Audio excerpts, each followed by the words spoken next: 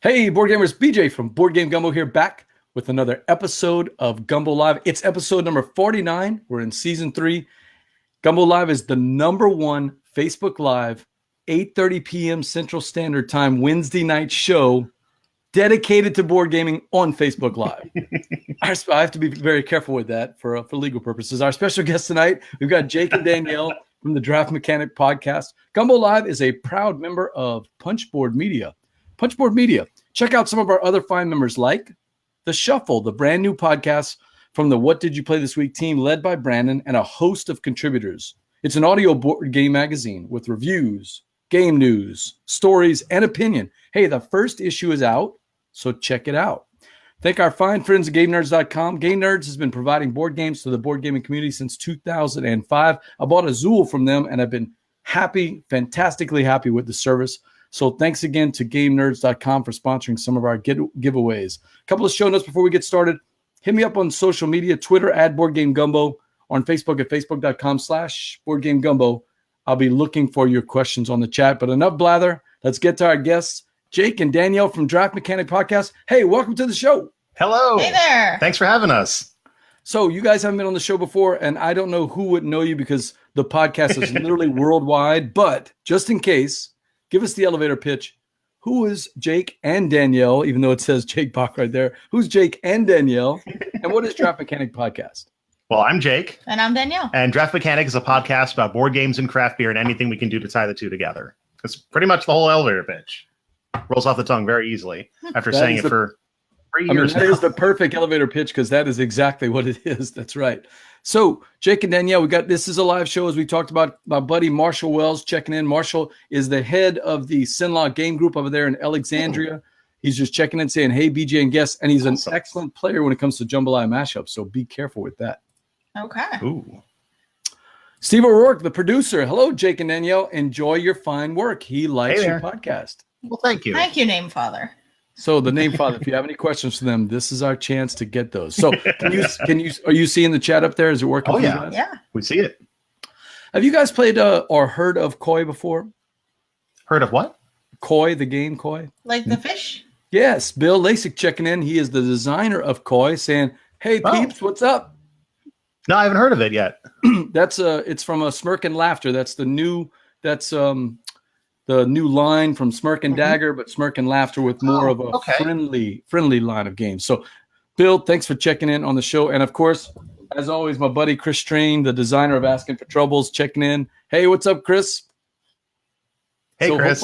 Hopefully, if he has any questions for you guys, we'll get to those questions today. But before we get to that, I want to talk a little bit of Gen Con. Gen Con 2018. My second year seeing you guys there, my third year going. In fact, we started off right away. I was one of the first people, I think, who got to wear the Draft Mechanic swag. The very first time I ever saw the shirt in the wild and not just on me. And I must say, it looks lovely on you. Yes. Oh, thank you. I got the brown. I thought that would be a lovely color with your logo, right? Yep. Looks good. So what do you think about Gen Con this year, guys? I enjoyed it. I thought it was a great show. You know, I always have a good time going to Gen Con, talking to people, meeting people, seeing a whole ton of games. This one just felt a little more chill than last year. You know, last year maybe being 50 was more, flashbang and fanciness, but I just had a really good, calm time. And I think a lot of that just had to do with the fact that they had that open gaming room open and we were able to actually play some games at Gen Con for once. That was really good. I also had a lot more focus on smaller publishers this year. I know last year there were big releases from a lot of the, I don't want to say big companies because at this point that just means Asmodee, but from the second tier in size publishers. But this year I started at the very far right end of the gaming hall, which is where you get sort of the I think it's the entrepreneur section or whatever. Right. And it took me the entire first day to get 4 rows over. Every time I saw something, I was like, oh, I'm going to stop. I want to see what that is. And one of the games that we reviewed recently, Team Up, I actually stopped and played a full game of there. And I had never heard of Helvetique. And they just had a couple of people who were demoing these games, and they were really fun games. So I think for me, this was a Gen Con of smaller and sort of unexpected finds. Yeah, that's the game with the little pallets, right? Yeah. Yeah, so I heard it on the podcast, and then I've seen a couple of pictures in the wild. Hey, we got a couple of people checking in. Jay Peak says, hello, everyone. Hope you're all having a great evening. Jay is doing that Board Games Outsider podcast. If you haven't caught it, he had Stephen Bonacore on it. And also, Jay does this thing with Flair where he makes stuff for board games. Check out his video where he makes a mace out of a giant 20-sided die and a 6-sided die. It is the funniest thing. Jay, seriously, got to give you props on that one. That was a pretty cool. I mean, the mace is this big. It's really cool. So check that out. Yeah, so back to Gen Con. I agree with you guys. I thought it was chill. I thought we got away from the big fanfare from the 50th, and we got more into the gaming. And speaking of that, one of you guys mentioned a cool thing that you and I discovered, or you guys discovered and told us about it, was that room up there on the third floor of the Marriott? Yeah, third floor of the jail. Don't remember that. So nobody go to that next year. It's not going to be open next year. Hey, Jake, it was perfect. The internet blipped right when you said the name of the hotel. Let's never mention it again. But at Unnamed Hotel this year, they opened up the third floor ballroom and just had a whole, you could have probably fit 1,000, maybe 1,500 people in there if you packed it full. Just tons of tables just set up for open gaming. And, I think Wednesday, Thursday night, we were pretty much all up there at some point. And it was, as much room as you could possibly need. By Saturday, it got kind of full. But just in general, there was a lot of space to play a lot of the games. And we, met up there pretty much at the end of every night. Yeah, we had a good time. That's the first time I ever got to play Mars Open, although I got schooled by this shark, Danielle. I don't know if you know the guy. Tell that story, Danielle. I mean, we absolutely got schooled by this guy who kept making hole-in-one after hole-in-one. Yeah, I don't know who he was. He just showed up, and I think he practiced a whole bunch, but we're just going to throw that score out, and whoever did second best one, I'm thinking. Yeah, lowest score is immediately eliminated from golf. I think that's the rule. All right, so the Dukes of Dice at Dice Con Baseball Highlights 2045 tournament. Marty and Tony rolling dice and taking names. We were all there together, and we did the strike tournament. You've got to host a Mars Open tournament next year at Gen Con. And then blow everybody away. Maybe not Gen Con. I feel like that's more of a thing for like Geekway or something, but that would be a lot of fun. Have to do that. Talk to Dennis Hoyle over at Bellwether about that. See if he wants to make a thing happen. That would be a lot of fun. A couple of people are checking in. So Steve O'Rourke says, "Koi, can't wait to try it. It looks gorgeous." And I wanted to show you this. Bill says, "What a great podcast catchphrase. Love that shirt." I mean, it fits, right? I'm not familiar with this game, Danielle. You mentioned Helvetique, but Steph Hodge was on the show a couple of weeks ago. Steph from Board Game Geek, and she talked about this game, Bendito. We've got a copy of it downstairs. It is in the size of the Oink Games boxes. So, those really small, sort of fat deck of cards size boxes. And you're trying to help a convict dig out and escape. Or you're trying to stop him from escaping. Sorry. You're blocking it off. That was an interesting theme. But he's trying to dig a tunnel to get out of prison, and you're trying to block off the ways that he's going by laying the cards out on the table in different orientations. I've gotten to look through it, but I haven't gotten a chance to give it a try yet, but I am looking forward to it. That is one of the things that we got from them, and also a beer trivia game with a spreadsheet. So that's something we got coming up soon. But that's what we're talking about. We're talking about Gen Con, maybe the smaller board game publishers to kind of get back into the spotlight, right?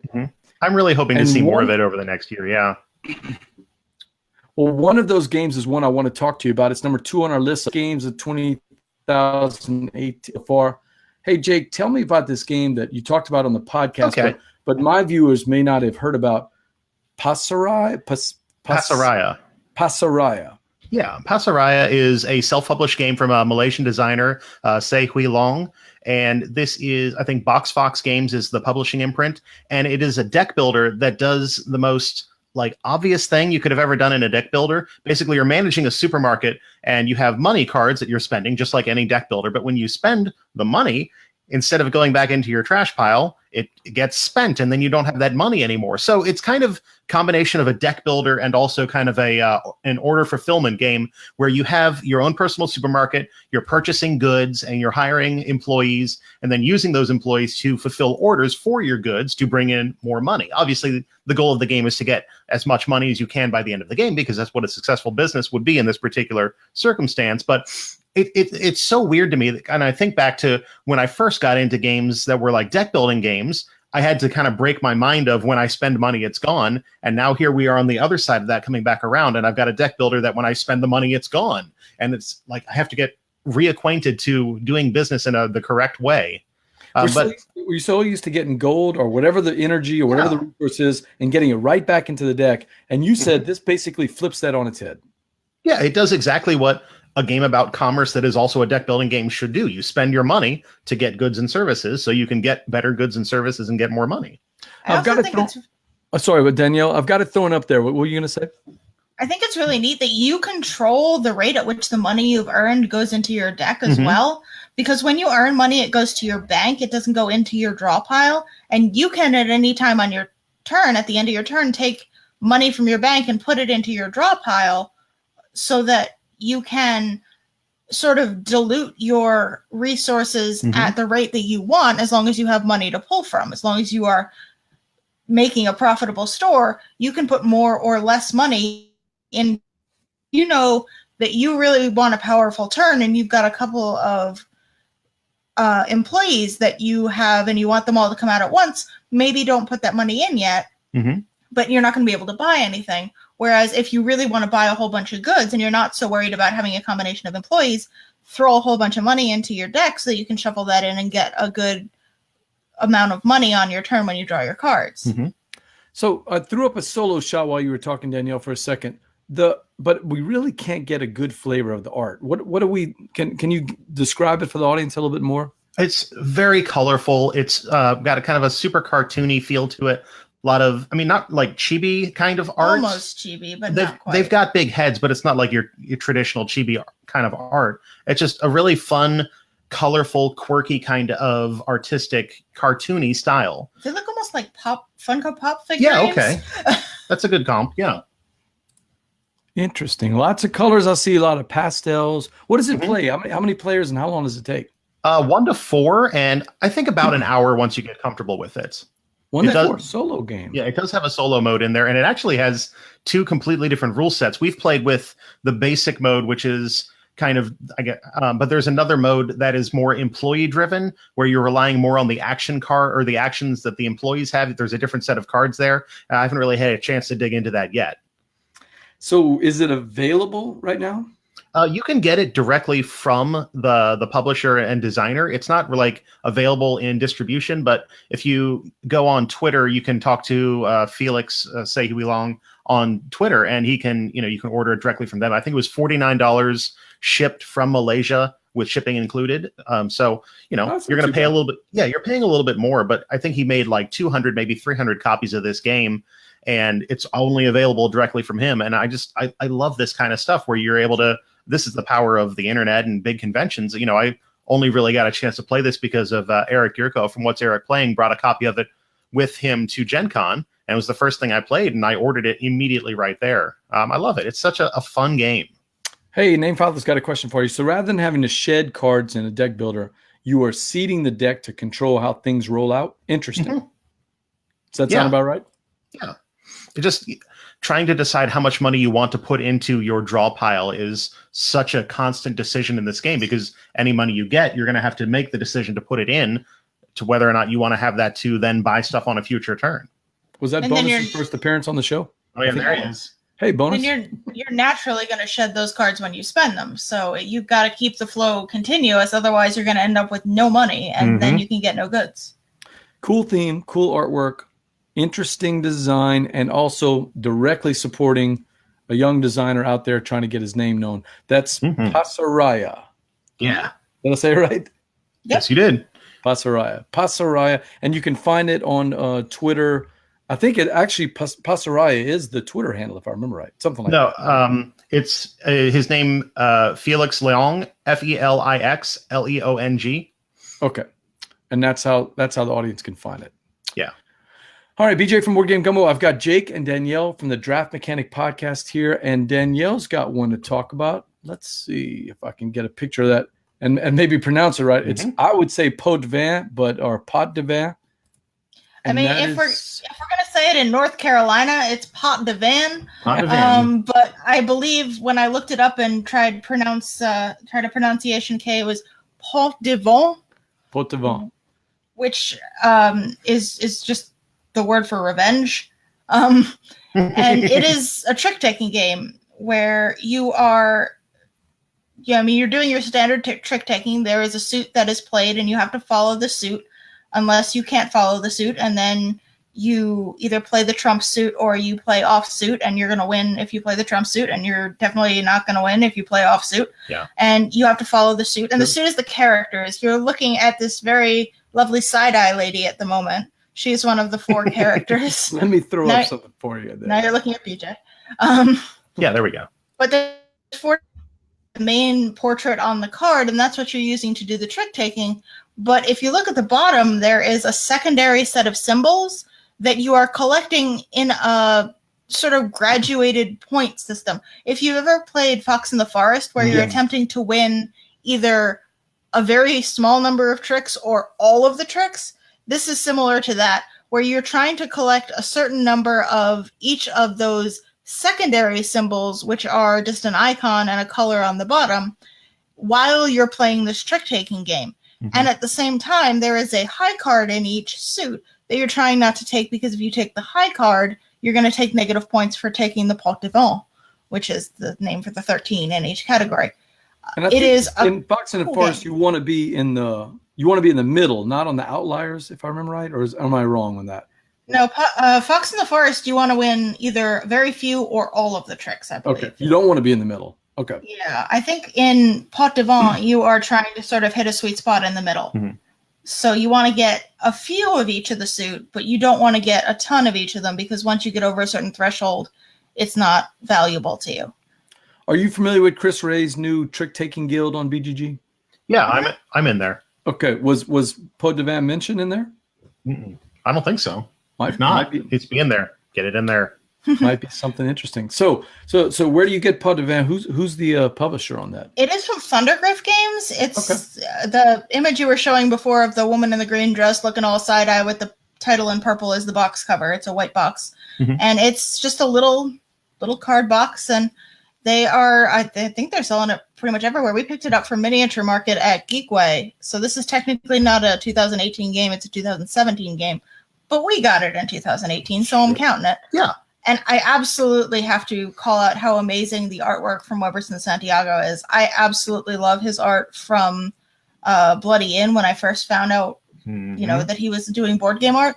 And since that point, anything he does art in, even the new negotiation game that's coming out from Robert Burke that he's doing art in, which is not a game I ever would have considered. I'm like, but it's Weberson art, and it's probably pretty cheap. So I absolutely love that style. So what would I know his art from other games? Would I recognize it from other games? He did Age of War, which is no longer out. He did the Brazilian version of Coup. If you've seen that really stylized version of Coup, he did that. He did Bloody Inn. He did some game with sunflowers, which is really very off-brand for him that I can't remember the name of. He's got a couple of new ones coming out. He's doing the new Robert Burke game, King's something. Jake's pulling it up for me. I'm trying. So that I can tell you. And they just announced... Wow, Fuji. Oh, yeah, he's doing the art for Fuji. Which is the next Wolfgang Warsch game. It's striking art. It's something I can't think of anything that remotely looks like it. He also did one of the Board Game Geek art posters that they did, where they did those very stylized versions of them. Sure, he did one of those as well. It was the Feast for Odin. Okay, was the one he did for Board Game Geek. Well, the Namefather posted the link for you right there. There he is. Anybody wants to finding Felix, and that's for Pasaraya. Pasaraya, yeah. So that was nice of Steve O'Rourke to do that. So this goes back to some of the other. Danielle nailed that description of the picture. Pot de Vin must be a translation of side eye. Yeah, she is the side eye lady. Mm-hmm. So going back to some of the, this is another relatively small publisher that we're finding out about him from different ways. And Bill had a good comment. I love the fact that this got noticed at Gen Con, at such a big con, and he's talking about Pasaraya. At such a big con, sometimes these gems get missed when other companies drop big dollars on the booths and the signs and the marketing and all that. But the industry is almost refocusing on the smaller publisher again. And I was thinking back to so many of the games that were hot and people wanted to talk about. A lot of them came from smaller publishers at Gen Con. Yeah. Well, I mean, I think part of it is also we're focusing on the smaller publishers because all the medium-sized ones got bought by Asmodee. Okay, that's true. They're all Asmodee ready. You focus on Asmodee or Renegade or, the indie game studio stronghold conglomerate now, or all of the smaller, the 100 smaller publishers that are out there now. And a lot of them are doing some really cool stuff. So Marshall says it was in between me and you, Danielle, what we said. In Fox in the Forest, you don't want all, but you want most or 0 to 3. So if you get that many, that's the big bop. So neither one of us had it exactly right, but we were close. BJ from Board Game Gumbo Live. I've got Jake and Danielle from the Draft Mechanic podcast. And Jake's got one that I am curious about, only because of the way it looks. You got to tell me about this game. Do I have it up there? What is this? We have it. What is this? It's popsicle sticks. This is popsicle sticks that I spent $50 on. No, this is Tokyo Highway. It's from Iten in Japan. This is one of these kind of games that just got a lot of buzz, and some stores online will occasionally get a case of 10 or 20 copies of it. They'll go up for sale. They'll be gone in about 15 minutes. I may have ordered this in line waiting for coffee at a Dunkin' Donuts. But it's TMI, Jake. So it's a two-player dexterity route building game. Basically, one player is the pink cars, the other player is the blue cars. You start facing each other, and on your turn, you're going to place one of these popsicle sticks and also some of those little circular pylon thingies. You have to go either up or down one level each time you place a popsicle stick. So you're making this route of roads that are just going to weave around each other, and you score points by putting a road either above your opponent's road or underneath your opponent's road, either all the way above or all the way below, and then you get to put one car on that road per opponent road that road crosses. So like at the very foreground, those two pink cars right there are there because it crosses over two blue roads on the way there. So it just gets really complicated. It comes with tweezers, and the yellow ones allow you to adjust your height a little bit more. But I am strangely attracted to this game just from this picture. This is driving me crazy. It's a lot of fun, and it is like don't spend $50 on it. You don't have to anymore, right? Yeah, and that's the thing is that some news for us, isn't that right about the Tokyo Highway? I like to make fun of Jake because he spent $50 on popsicle sticks, but this is coming out from Asmodee, right? Yeah, some from arm Space of Asmodee. Cowboys, Yeah, one of those. And they're bringing it over with the expansion, I believe, so it plays 4. Mm-hmm. So you should be able to pick this up. Fantastic. I believe this year. Hopefully this year. Yeah, it'll be 4 players worth of stuff instead of 2, probably in a better sized box and probably for $15 to $20 cheaper. Speaking of Gen Con, they had like a giant version of this at Gen Con that they were playing on the floor, which was very fun to watch people try to do. You didn't need the tweezers for that one. Mm-hmm. Okay, so tell me about the box the way it is. Most of the Asian games that I've gotten have come in these little small boxes. I mean, it's well known that the people in Hong Kong or Japan, they always talk about they like the small box games because it fits their apartments better and things like that. Is that a typical game like an Oink game, very small, or? No, it's definitely bigger than an Oink game. I think maybe the box is, 6 inches by 1 inch, 1.5 inches deep by 4 inches. It's like a fat Jaipur. Yeah, that's about that size. It's got to be big enough to fit, but like it is completely packed. Jaipur. Pack the box up. Designed by the guy from Space, who's now with Space Cowboys. Mm-hmm. So you're just circling it all back. Speaking of circling back, speaking of circling back, I did have something up here for you. I put it right on the shelf. Carcassonne. Now, why would I have that for the audience? Well, I can't reach the reverb knob from where I am, but I would make a joke about entering the Carcassonne. We have done a lot of Carcassonne reviews in the last 3 or 4 months. It's kind of a thing now. Yeah, I do enjoy the Carcassonne on there. I do have an offer for you, though. If you've got a copy of Oink Games' Modern Art, I will trade you this well-used version of Carcassonne, straight up. No, And we do that's a not fair have. deal, Jake. It would be a very fair deal. To No. me. Yes. No. O'Rourke asked me one time, the name father asked me, said, what game do you have on the grill list? And I was thinking, well, I've gotten most of the stuff that I really want to get, but the one that I forgot that I should always have up on my Google Drive is that game. I don't know why, but the thought of playing Modern Art as little tiny postage stamps in a little tiny box fascinates me. Yeah, I was hoping to grab that at Gen Con, but unsurprisingly, I don't think they were allowed to bring that one over for sale in the US, which is a bummer. It does look really nice. So it is still being manufactured and sold outside of the US? As I understand, it's available in Japan and possibly available other places overseas. I have no way of confirming that, but this is what I've heard. So flight ticket, hotels, 4 days off of work, bring the game back. It only costs you about $1,000 for the game. You could just make a friend on the internet and they'll send it to you. Okay, that sounds a little easier, that's for sure. The internet's not for friends. Yeah.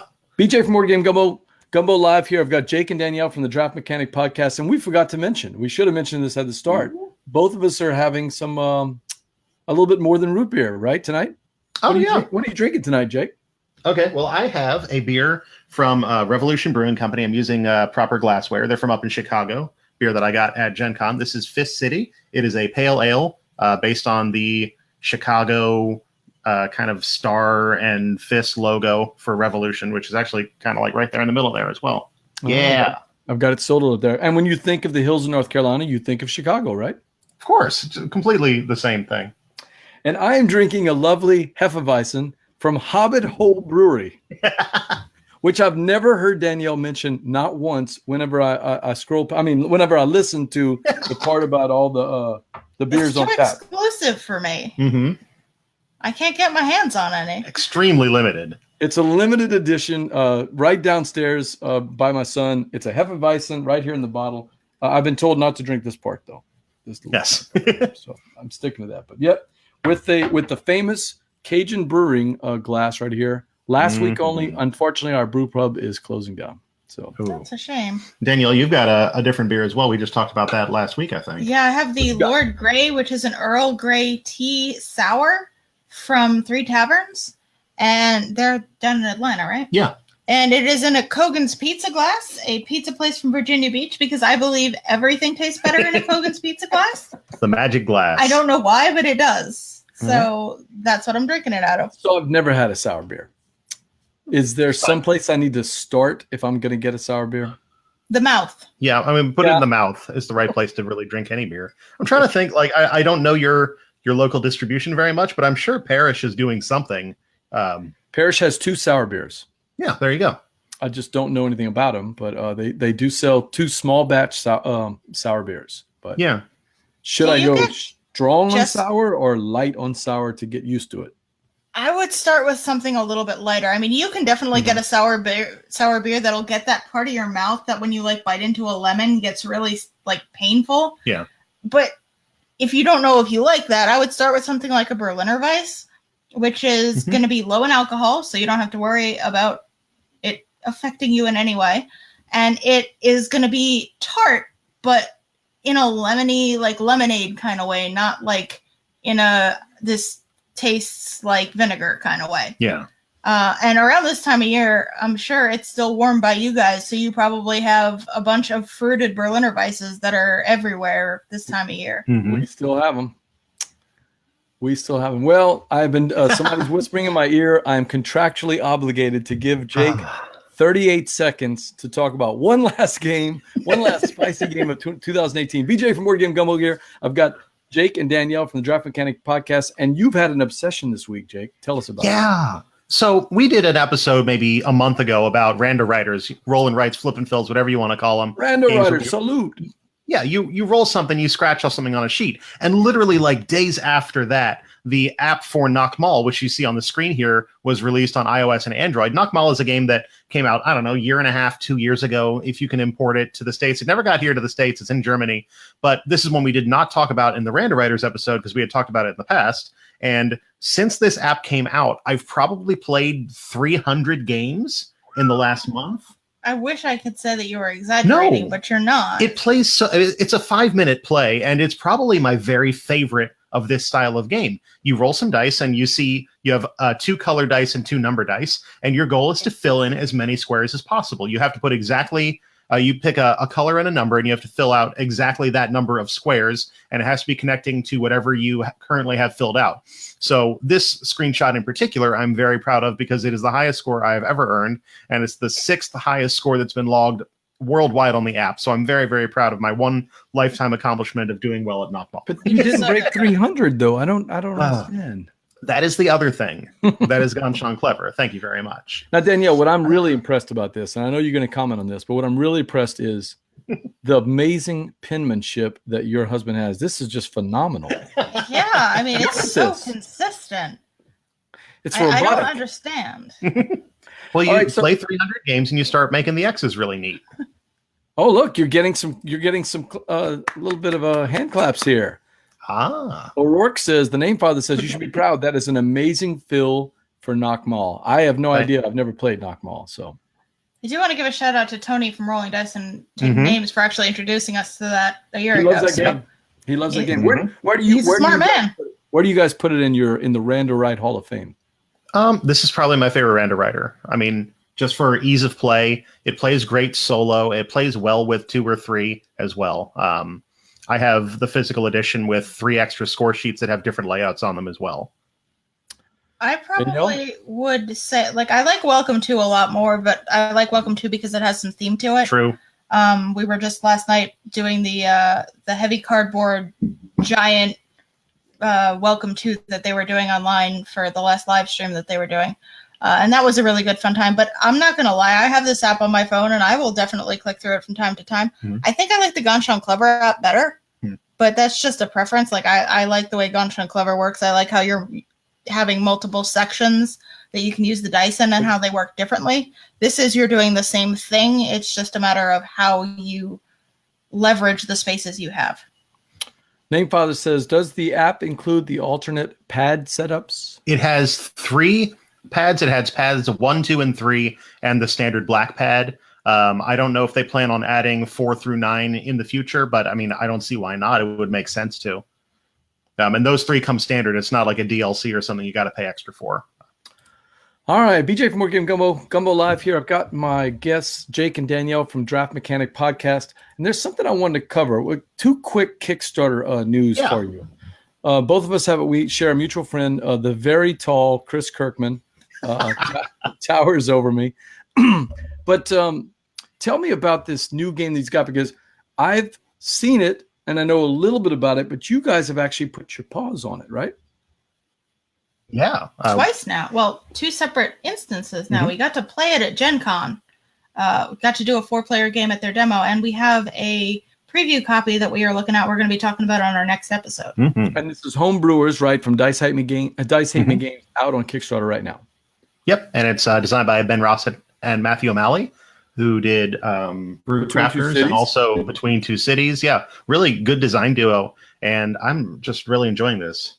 Want me to do? You want? Okay. So Homebrewers is a game about, what a surprise, homebrewing. Each of you are a homebrewer. You're brewing beer in your garage to present at the Summerfest and the Oktoberfest. The game takes place over 8 months, and it's done with a kind of a dice action selection mechanic. You're going to roll a set of 3 dice that will determine the actions you have for that particular month, either sanitizing your equipment, getting ingredients or flavors, or playing cards into your tableau, or, unsurprisingly, brewing beer, which is kind of what we're all here to do in this particular game.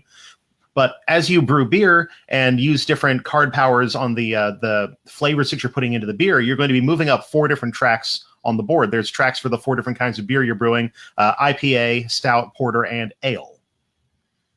But as you work, as you work the generic ale, you are brewing ale. As you work your way up the tracks by brewing more batches with more flavors, you're also going to hit some breakpoints on those tracks that will award you special bonuses, kind of like in Ganshan Clever when you get that extra +1 because you made it however far on a track. And it's going to give you extra money or extra cards or extra actions. So you've kind of got a lot of synergy there of how you want to be, what beers you want to be brewing and what you want to really be advancing on each particular track about. Twice a month or twice in the game, you're going to have the fest where you're going to get points on whoever's the highest on each of the 4 tracks. There's also some end game scoring where you're trying to please different judges based on what kind of flavors you have in your beers as well. And whoever has the most at the end is the winner. And this looks like a typical Dice Hate Me production, really thematic. The graphic design that company does. I mean, there's not many companies that do better graphic design, in my opinion, than Dice Hate Me. I mean, every single part of the production always means something. This one looks a little bit more like a spreadsheet, though. There's a lot of numbers and a lot of rows. How does it play? Does it feel like you're doing some home brewing and doing some competition for the Oktoberfest and the Summerfest? Well, I think one of the neat things about it is how much mitigation and control they actually give you in the game. Jake said you roll the dice and what you roll is what you get to do. But there's a trading phase at the beginning of every round where you can trade between the players or amongst the players to make sure that you get things that everybody gets the best out of what was rolled that round. And even then, nobody still always pay $1 to change a die to a different face, to any other face. So you have a really good amount of mitigation. You're not beholden to, I just rolled a bunch of stuff I don't need this round. So it does feel like you have control, and homebrewing is all about taking the control you have and tweaking it and hoping you can make the best thing out of living organisms and a whole bunch of stuff you put into it.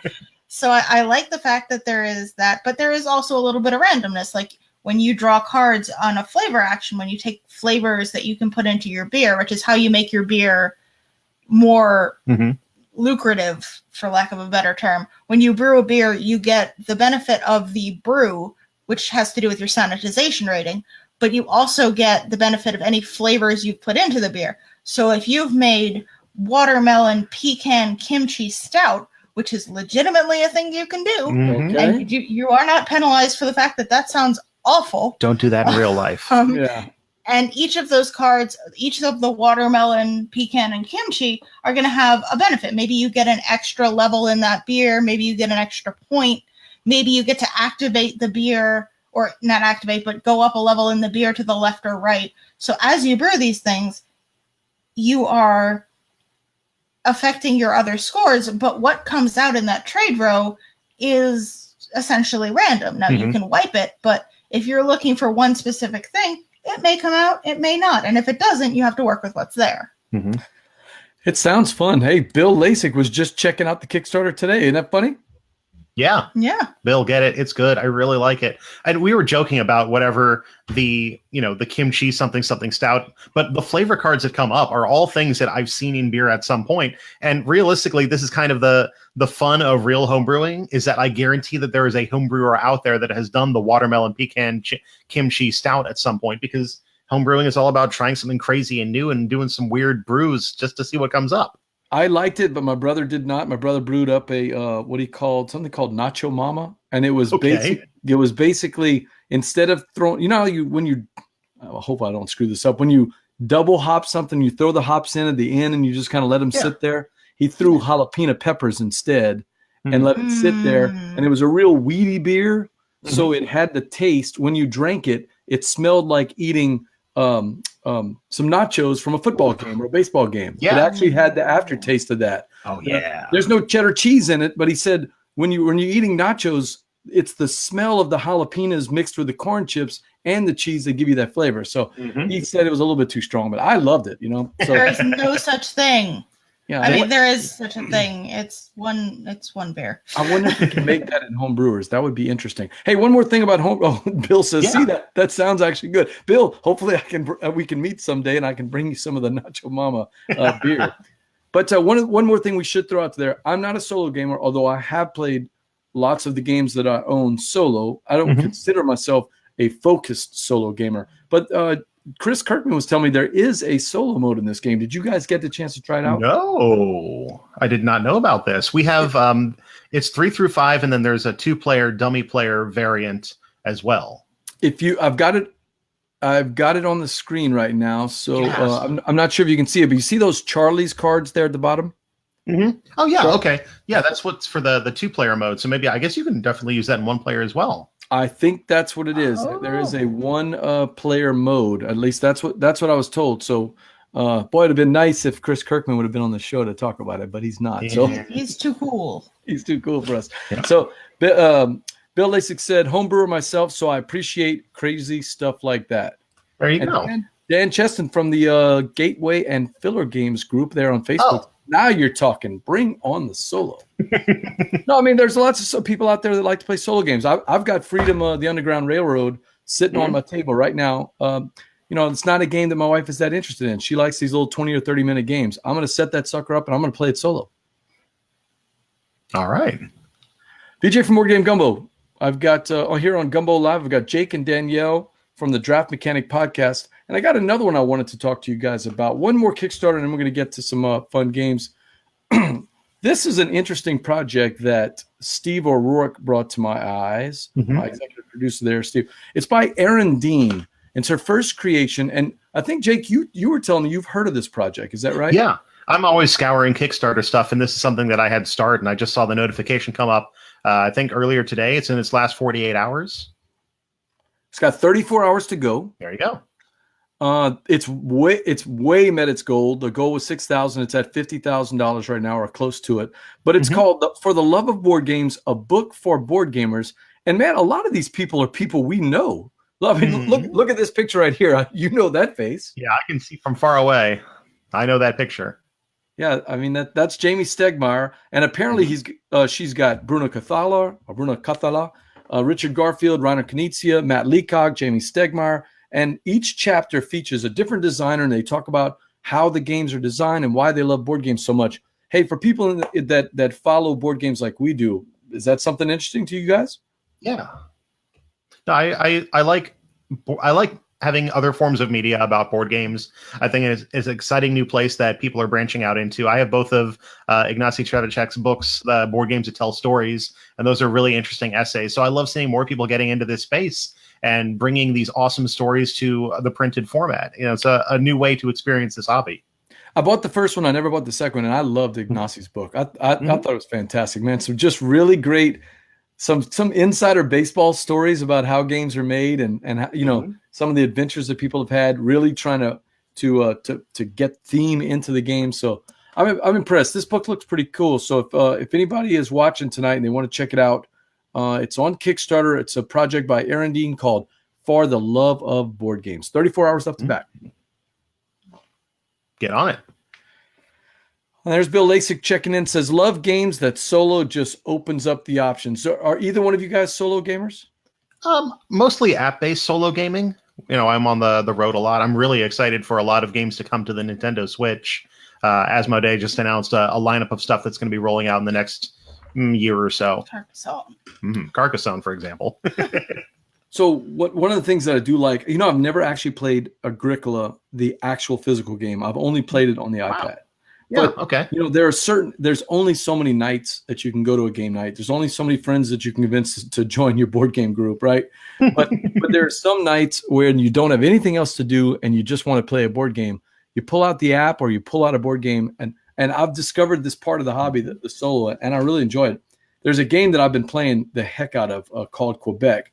And we try to play it in the board game group. It's a big game. It takes about an hour and a half. It's a lovely Euro. It's almost themeless. It's right up my alley. I can play that sucker in about 7 minutes on the app. Wow.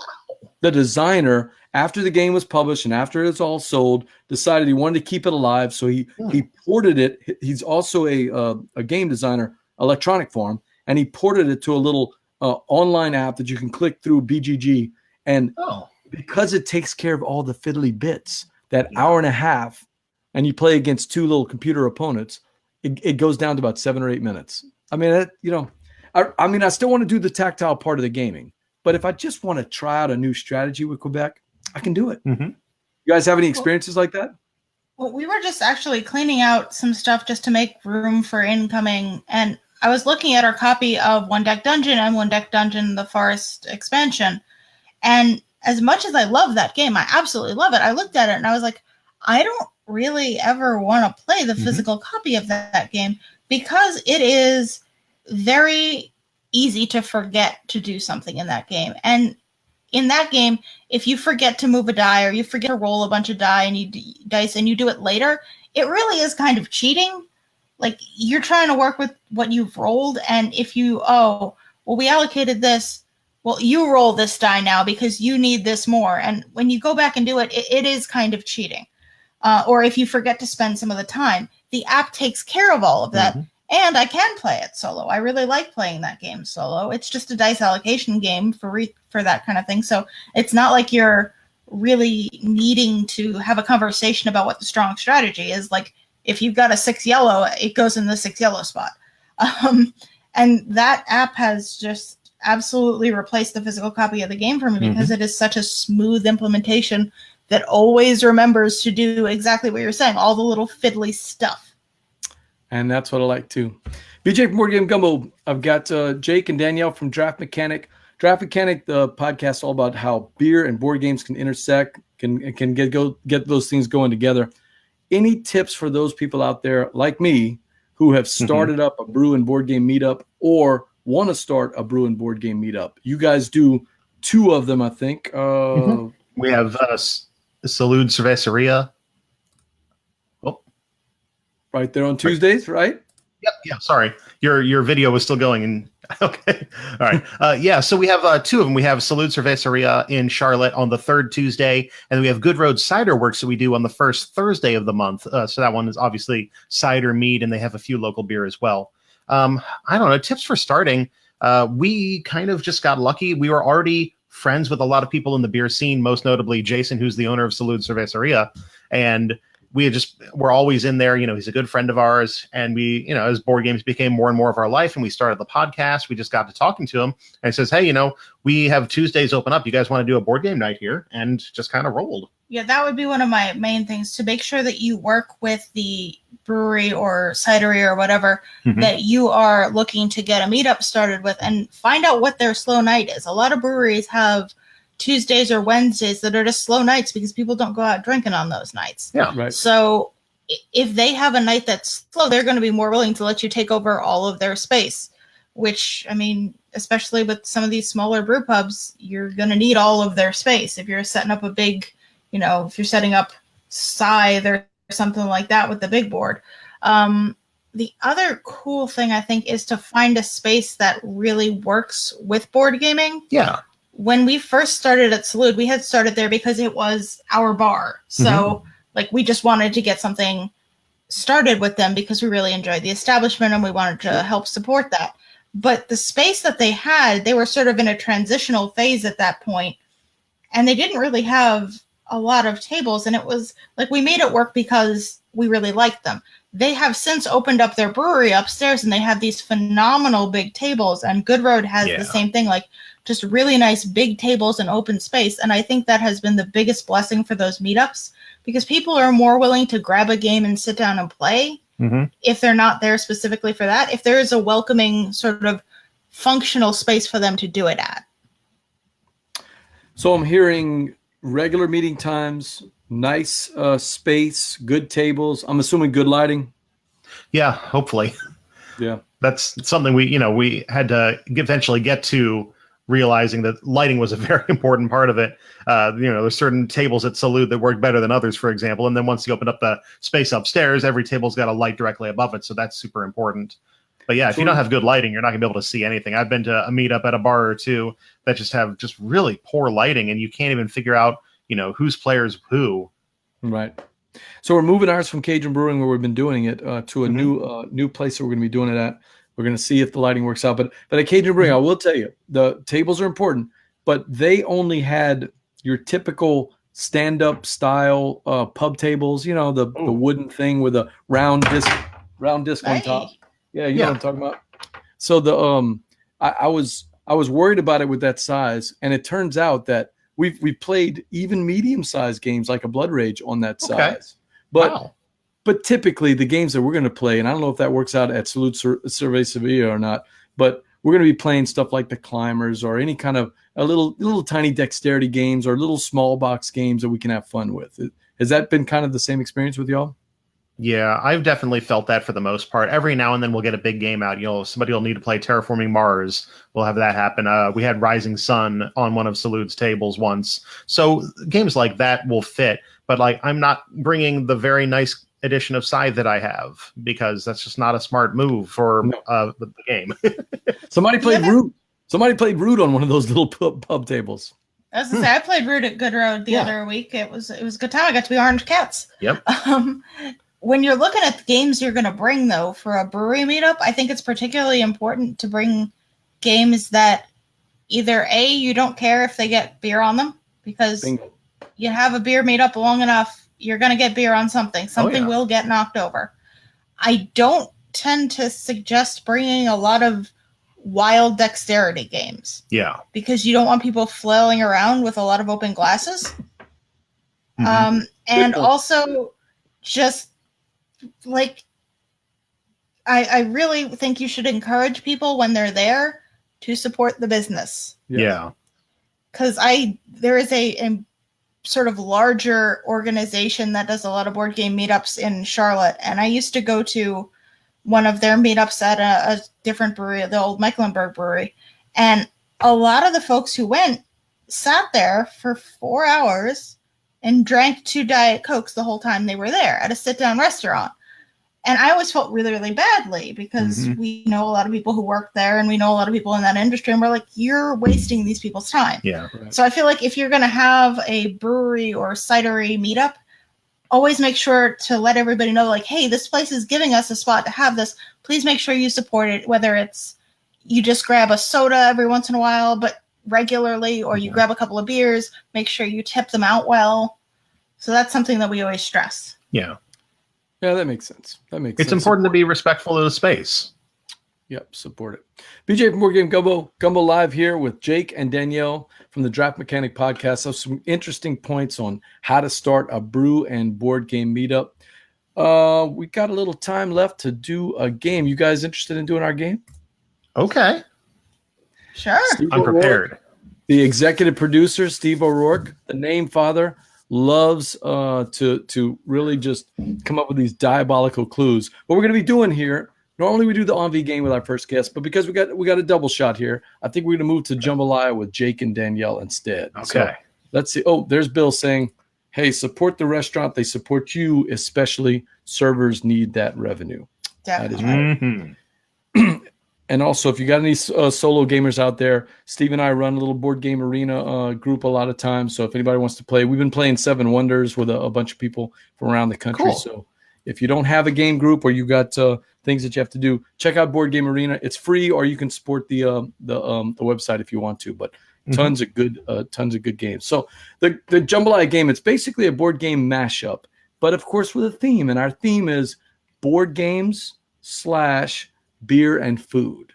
So we're looking for board game. We're going to give out some clues, and we got a board game, we got beer or food, and it's going to get mashed together. And of course, the audience is going to be playing along. So let's see if you guys can stay ahead of the audience. I will tell you, last week Jambalaya did really well. He got 2 of the guesses right. He scored more than anybody else on there. So let's see if you. No pressure, of course. Okay, I'm ready. I'm ready to fail. All right, try. I'm ready to try. Let's throw an easy one out there, huh? I mean, we should always start with something easy. Right? Okay. Sure. Okay, good. A sweet vodka drink to sip while you build your network and track your progress. A sweet vodka drink to sip while you build your network and track your progress. Oh, White Russian Railroads. Oh. Nicely done. Wow, Steve, you better bring in it tonight because Danielle's on it. That is awesome. Danielle gets First, I can only think about gimlets, and I'm like, that's the opposite of a sweet drink. White Russian Railroads. This is one I did not get, so maybe you guys can get it better than that. Too many of these Southern Comfort cocktails will likely interfere with your performance in this vocabulary game from the brands. What is that? So be Word slam. Too many of these Southern Comfort cocktails. Word Alabama Slammer? What did you say? Word Alabama Slammer? Oh, Steve, she's close, but she doesn't have it. Um, Oh, Marshall, we Yeah, got I'm- lots of food ones too. Don't worry, Marshall. We're going to get you in there. Marshall says, I don't drink so much, so don't expect much from me this week. She's close, Steve. Should I give it to her? It's close. Yeah, I'm at a loss here. Steve says she got it. So it's Alabama Word Slammer. Oh, Okay. And you had him kind of backwards. There, I there. had it all Yeah. mixed up. And I had Bill's it shaken. tricking him with it. That's right, Alabama Shakers. You got it, Bill. So Bill, I think we're gonna give that one to Bill because he was able to pick that one up just a little before. You had him backwards. Yeah. All right, let's get one. Let's see if we can get one. This is so evil, Steve. All right, let's see if we can throw one out there. When Kramer and Kiesling explored the Central American jungle, the supplies they packed, of course, what would they pack? Deep fried seafood, of course. When Kramer and Kiesling explored the Central American jungle, the supplies they packed included deep fried seafood. Steve, that's just ridiculous. What in the world? Deep fried seafood. So I'm going to tell you, I'll give you a hint. You should probably Okay. focus on the deep fried seafood. That's what you should be thinking about. Hmm. And So don't what's think Southern at all. No. No. I don't want to hear fried oysters or Fried. anything like that. Deep fried seafood. For some All reason, right, my brain Marshall. is going Marshall Captain's doesn't have any Platter. beer in it. That's- What did she say? I said, I'm just thinking Captain's Platter when you say deep fried seafood, but Huh. When Kramer and Kiesling explored the Central American jungle, Jake, the supplies they packed, of course, included deep fried seafood, not the Southern variety. It's All right. Kramer and Kiesling. What's the deep fried seafood that a lot of people like, but it's not that first thing on the menu? crab cakes? Yeah. I need to eat more Yeah, seafood. soft shell crab? I need to eat more seafood. Calamari? Calamari. Okay. Okay. Kramer and Kiesling. Steve says, go Calamari. Italian for the seafood. Okay. Kramer and something- Kiesling game. Kramer. Oh. Here comes the cat. Yeah, he's fine. Bonus has a guess. He just heard us talking about seafood. He doesn't hear anything. He's deaf. I think we've I don't stumped the know, man. audience. Marshall's not even trying on this one. We may have stumped the audience on this one. I'm at a loss. What you got? All right, I'll throw it out there. So we ready? Yes. One last second to see if anybody jumps in. How about Tikal Amari? Oh. Okay. Yeah, not bad. Hey, that's why he's the name father. That is exactly why he's the name father. That's a tough one. Okay, I will tell you these next three are my favorites. So Okay. out of all the ones he did, there's a bunch. Actually, there's a bunch of good ones, but this is one of my favorite. Hey, Danielle, who doesn't like a good, sweet, low alpaca beer? It's not hoppy, but it's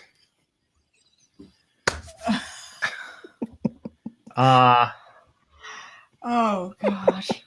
Hey, Danielle, who doesn't like a good, sweet, low alpaca beer? I mean, come on, everybody, right? It's not hoppy, but it's Why can I not remember the name of the damn alpaca game? I mean, I'm cracking Altana. myself up with this clue, Steve. Steve, I love this one. Oh God, I love this one. All right, there's only one alpaca game. I mean, come on, Yeah. It's Altafano. say it. I mean, Say it fast, over and over. Altafano? Altafano. Oh, Bill's got it. He's got it. Bill's on a roll. All right, Bill, what you got? No. Altafano. Oh, that's really good. Bill says, I hope I'm wrong. I don't know enough about beer, man. I don't know enough about beer. So No, that's very good. no, that's a good one. Yeah. I like it now. yeah, I love that. I really did. I thought that was excellent. That's very good. DJ from Board Game Gumbo. I've got a couple more here for Jake and Danielle from the Draft Mechanic podcast. Hey, when you're at Gen Con, don't commit seppuku, Jake. Don't commit seppuku. Please don't do that. I promise I won't. Instead, enjoy a good brew. Mm-hmm. That's your clue. That one, that's a softball for you, man. Come Rising on. Suds. I see where you're going on that. When you're at Gen Con, don't commit seppuku, Jake. Enjoy a good brew instead. I mean, it's rising something. Why is it rising? The rising sun has that particular function in it. Oh, fair enough. Yeah. So, Rising Sun King. Rising Sun King Brewery, exactly. There we Rising go. Sun King Brewery. Come on, I thought that one was kind of a softball there. There, she's the smart one. Yes, okay, there it is.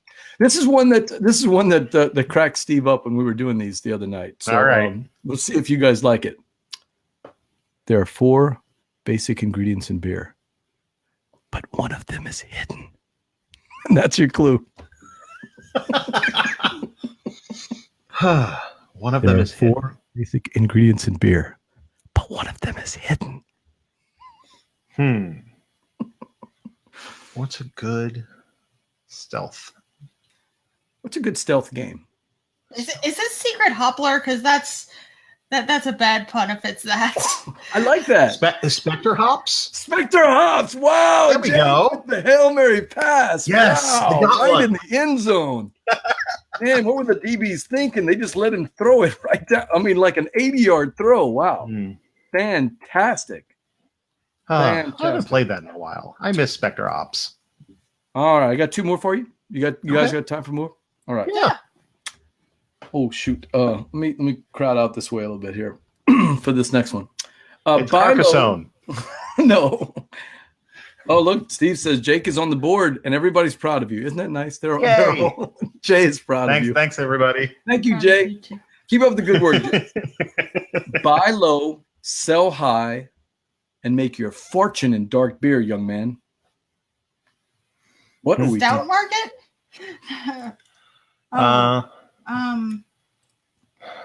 Stout pile?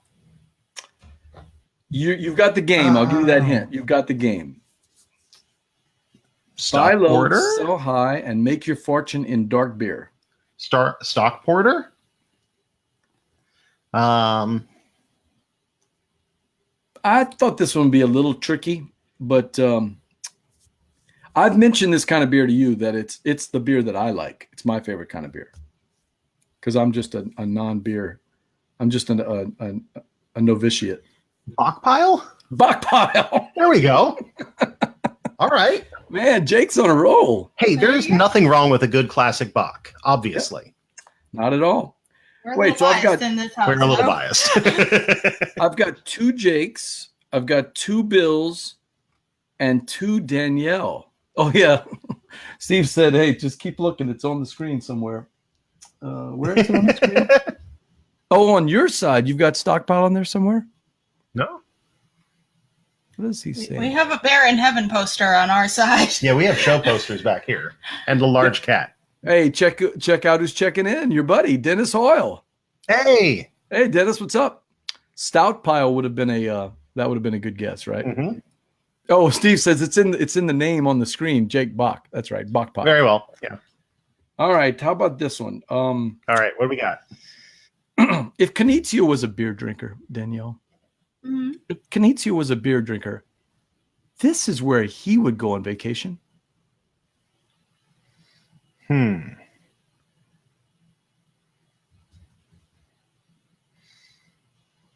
He's only designed like 3 or 4 games, so we should be able to. All right, so go through the list of 550 games. But hey, you know what? I will throw out a hint there because you're right. That's a lot of games. Okay. It's very recent. Oh. Okay. Very recent. Okay. What's a very recent? I can roll the R's more if you want. Very recent. All right, gang out there. Start throwing out some names. The clue again. What's the clue again? If Knizia was a beer drinker, this is where he would go on vacation, Danielle. So what are we talking about? What was the big Knizia game at Gen Con this year?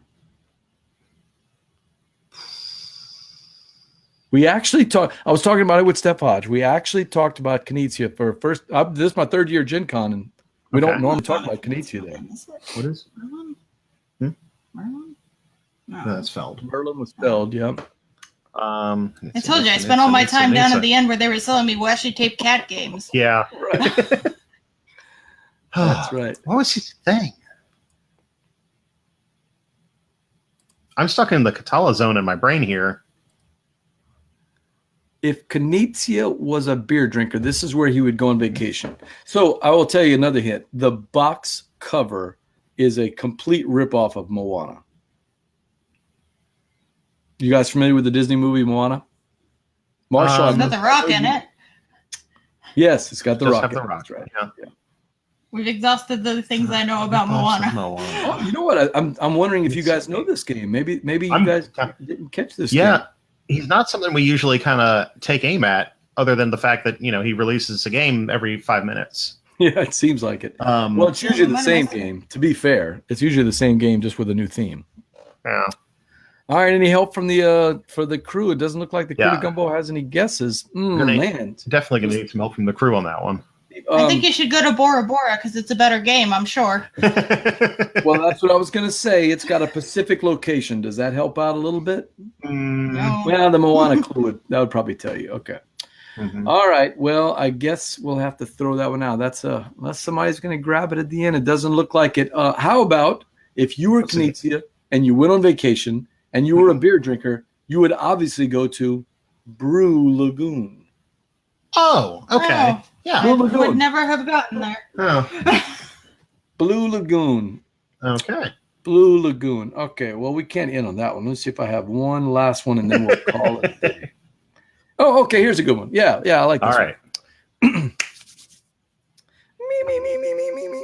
Hold on. Freshen up. Yes, okay, now Clean I'm the ready. pipes. All we want to do is drink your brains. That's Okay. your So that's Jonathan Colton's Are Your Brains, Okay. and it's about zombies. Okay. What was a zombie game recently? So Unfurthered, I Reloaded from Grey Fox Games. There you go. he wants to give you this hint, so I will do that. And it's an apple a day does not keep the undead away. Apple a day. So doctor. Something. And there's Bill. See, Bill, I'm right. Just Googled, and yes, they stole that from Moana. It's true. Blue Lagoon looks just like it, man. Marshall, that is right, based on Through the Desert. But I've been told by Steph that it's not the same game. It's reimagined, so it's a new game. Reimagine. Okay. It's an homage. I feel like the pun is going to be Go ahead. I feel like the pun is going to be grains for brains, but that seems. Let me give you that hint again. An apple a day does not keep the undead away. Bill says tiny epic zombies. Not quite a mashup, but it's a good choice. All we want to do is eat your brains. Oh, drink your brains. I'm sorry. Yeah, I'm drawing a blank on this right now. I'll throw up another clue. I'm throw up another clue. Ew. This is a visual clue here. Ooh. Oh, okay. Ooh. So it's a cider thing. or monikers. No. An apple a day keeps the doctor away. It's Okay. a cider thing. Very well. Very well. Keeps the undead away. Yeah. So zombie. Oh, Bill says he's throwing out games to try to brain. You know that's brainstorming. There are no no's. There's nothing wrong in brainstorming. All ideas are welcome. Yeah, Bill. Steve is a diabolical. Cider. He's an evil genius. I think Bill threw one out last week. Actually, at the end of the game, he threw us one, and we knocked it out the park too, man. Cider. Oh, JP! Zombies. JP! Oh, we got somebody. Pointer. Somebody got it. Zombie cider. Oh, Nice one, Jay. man. Zombie Nice. cider, Jay. Very well done, Jay. Steve said you guys had all the pieces. You had the zombie. You had the cider. It's got to put them together. And that's jambalaya. It's all about mashing them together, right? Mm-hmm. BJ from Board Game Gumbo, that is it for another episode of Gumbo Live. I want to thank my guests, Jake and Danielle from the Draft Mechanic Podcast. Oh, Jay says, I hope I'm supposed to be guessing. Yes, Jay, you are absolutely supposed to be guessing. Thank you, Jay. Yeah, we were floundering, and I was just enjoying BJ singing the Jonathan Colton riff over again. I'm glad that somebody knew that song. Jake, I'm assuming you had heard it before too, or not? No? Okay. It's got a very cool video. I love that. If you were talking about the same one, I love that video. The World of Warcraft one. Yeah, the World of Warcraft one. That is a great one. Yeah, Marshall. That's right. Top the leaderboard. So we had a three-way tie. I'm gonna stick with that. The three-way tie. Hey, Jake and Danielle, how can the audience reach you after the podcast? Oh, we got a number of different ways. You can go to draftmechanic.net. That's the easiest thing. And then at draftmechanic on all your favorite social media, Facebook, Twitter, and Instagram. Also, we've got a Board Game Geek guild number 2470. If Board Game Geek is your internet of choice. It should be for anybody watching this show. Check out Board Game Geek. I listen to you guys' podcast every time it comes out. I love the podcast. I'm still waiting to hear the update that Good Road Cider Works is going to move to the third Thursdays. So I keep waiting every podcast to see if it's going to finally fit, because third Thursday would work, right? It would make a lot of sense, wouldn't it? We're not here to make sense. That's right. Hey, everybody, make sure. Exactly. Make sure to like our Facebook page, facebook.com/BoardGameGumbo. It helps us to get the word out about all of our upcoming guests and shows, including next week. We'll be interviewing, assuming his iOS is working, Jason Dinger, the designer of Captain of the Gulf. It's on an airplane right now over to Essen. Not him, but the game is on its way to Essen.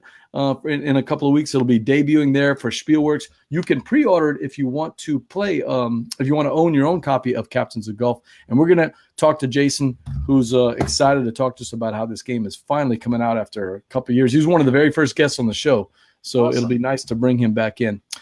All right, everybody, I'm BJ from Board Game Gumbo, and until next time, laissez le bon temps rouler. Night, everyone.